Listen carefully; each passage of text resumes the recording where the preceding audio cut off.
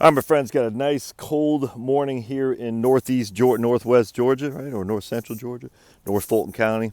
All right, so Kerry wrote in, and he or she asked, Josh, they're thinking about doing Roth conversions, but they're wondering how it works with the 4% rule and the RMD tables from the IRS. Can those things work together? The answer is unequivocally no, because the RMD, you cannot convert your required minimum distributions to a Roth. The IRS makes you take the required minimum distributions to pay tax on them, and thus they cannot go into a Roth. Now, you might say, but that doesn't make sense because converting to a Roth makes you pay tax on it too.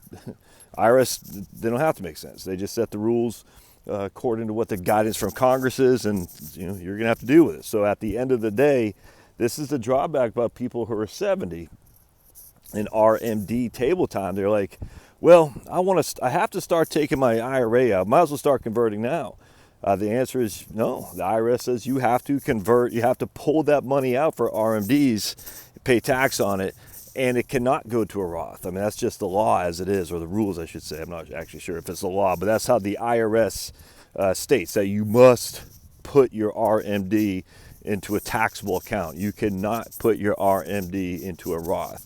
So that solves that question. But he actually, or she asked a different question too along those lines. Does a 4% rule correspond with the RMD tables? And you got to think about it like this. Well, I don't know if y'all can see that. I don't know if you can see that or not, but just got no, it's not snow, but it's just like a little bit of frost that's frozen over. That's pretty, huh? No, you can't do that either because remember the RMD tables are basically 3.8, 3.7 the first year, 3.9 the second year, and then it starts going above and beyond 4% anyway.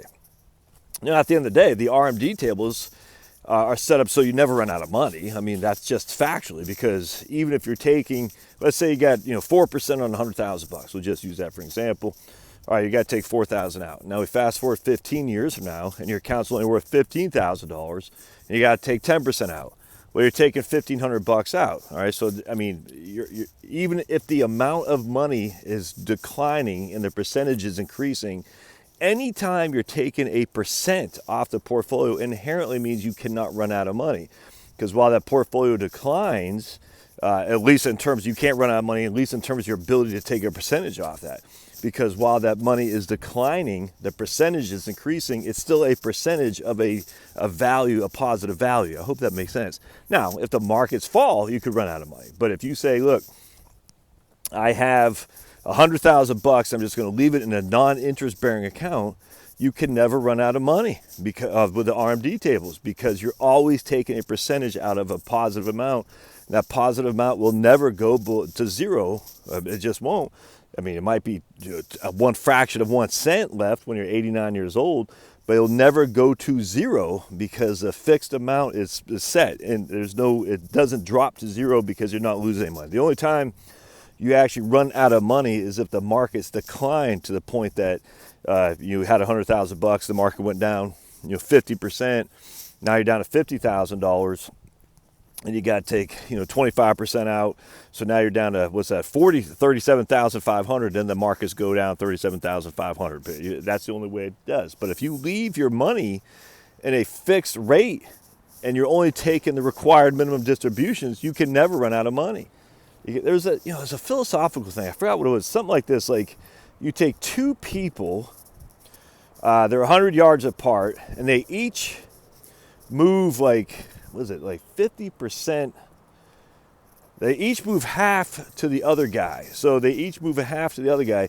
They actually never touch. I might be butchering this, but it's actually interesting as all could be, because you're like, if they're each moving half, all right, they're only going halfway, the other guy's going halfway, but they're still not touching. And I'm sure I'm butchering that, but it's interesting, like, when do they ever touch? And the answer is they don't. It's a mathematical, philosophical equation. I think I read that by Nassim Nicholas Taleb, actually, and it makes you think about it. Again, I'm not serving that right, but it's the same thing with RMD tables. If you have $100,000 and you never have a down market, you will never lose money. It's just you'll never run out of money. There's just no way around that. Now, you're not gonna take much out either. Don't get me wrong, but you might have, like I said, 1 penny left in your IRA, and you're required to take a fraction of 1 penny out. Obviously, you'll have a penny, but you literally will never run out of money, if that makes sense. You might not have much, you might not have a pot to pee in, but you never run out of money. It's actually pretty interesting. Whereas the 4% rule is premised on the idea of volatility. So the RMDs, the IRS doesn't care about the volatility. The IRS just says pay tax. 4% rule does take into a volatility, i.e. the markets go up and down. So anyway, they don't work together, and you cannot take RMDs and convert it to a Roth. So what you want to do is say, before you hit that time of required minimum distributions, how much should you start converting, if at all, before RMDs? Now, if it's after RMDs, you say, all right, you got to take $10,000 out for RMD. Do we want to add to our taxable burden to start converting to Roth? So now we want to do $10,000 for RMDs. Now I'm going to do a $10,000 Roth conversions, and thus I have to pay $20,000 tax on $20,000. Hope this helps, Carrie. All right, thanks now.